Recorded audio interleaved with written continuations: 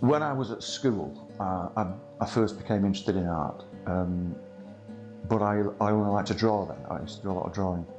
And I remember there was a book in the library in school, Michelangelo's drawings, which I used to copy relentlessly, his figurative work and his horses.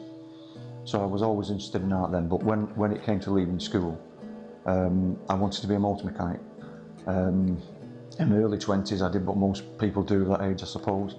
I spent most of my money going out with my friends. I didn't really think about the future. When I was 26, I joined the Greater Manchester Police and became a police officer. Obviously dealt with everything you'd expect the police to deal with. And I was emotionally detached from it all, really, I suppose. As a child, I lost both my parents to suicide. I lost my mother when I was 5, my father when I was 13. That experience has affected me my whole life, although I didn't necessarily realise it because in them days nobody talked about things. I remember going back to school and then just carrying on as I did before.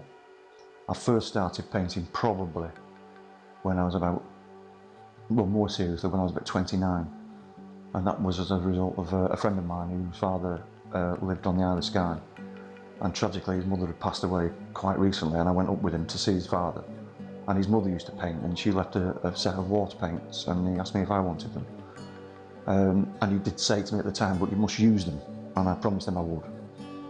And 18 months later I think he asked me if I'd been painting and I hadn't, and I felt I'd let him down, so I thought, you know, better get on with it.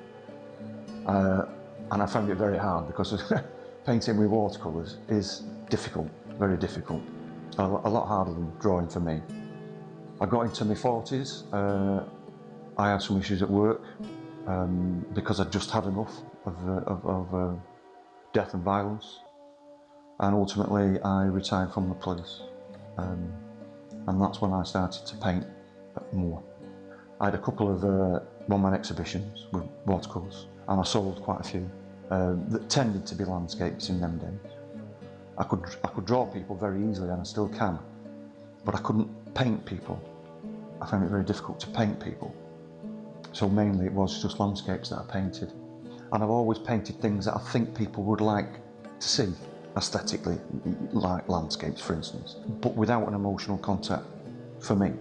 I often heard people say, you know, a particular artist has put himself into a painting or into his artwork, you know, he's really in there. I've never understood that. It's always been to me, it's just a painting.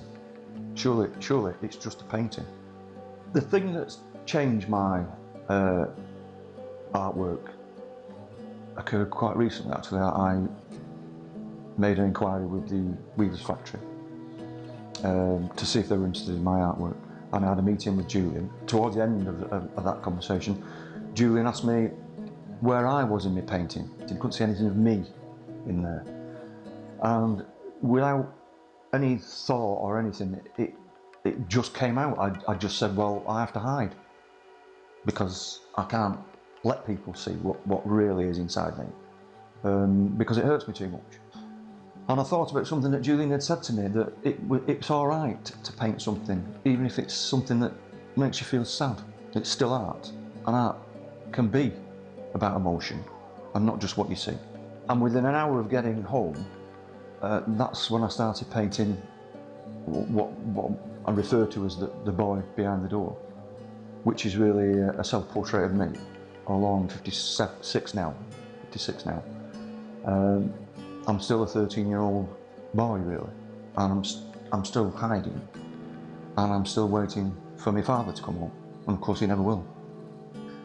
The paintings that I've painted for this exhibition are completely different from everything I've ever painted before, because these are paintings that mean something to me, because they all represent things that I've seen, that I've felt, that I've experienced, and I'm sure everybody who's had a similar experience to me, or who's lost people, I believe they'll connect to them, I believe they'll get what they're about and they'll understand them, which makes the artwork more important to me than ever before.